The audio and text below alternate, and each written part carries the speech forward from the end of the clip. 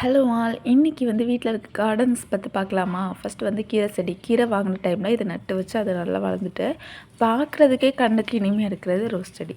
அதுக்கப்புறமா ஆதர்ஷ் அப்பாவும் ஆதர்ஷ் குட்டியும் நல்லா ஜாலியாக இன்றைக்கி ஈவினிங் போல் விளையாடினாங்க. அந்த டைமில் தான் நானும் கார்டன் வீடியோ எடுத்தேன்.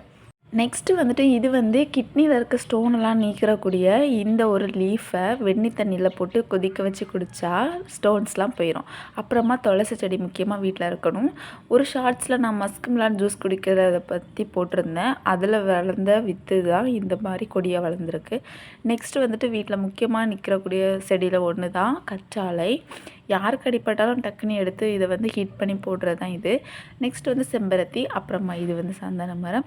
நெக்ஸ்ட்டு வந்துட்டு இது வந்து முட்டைப்பழம் சொல்லக்கூடியது தான். இதுதான் நம்ம வீட்டில் இருக்க கார்டன்ஸ். எவ்வளோ தான் ஸ்ட்ரெஸ்ஸாக இருந்தாலும் டக்குன்னு நம்ம வெளியே வந்து பார்க்குற டைமில் நம்ம ஸ்ட்ரெஸ் எல்லாம் போக்கக்கூடியது இந்த மாதிரி குட்டி குட்டி பிளான்ட்ஸ் அண்ட் ஃப்ளவர்ஸ் தான். நாளைக்கு இன்னொரு வீடியோவில் பார்க்கலாம். பாய்.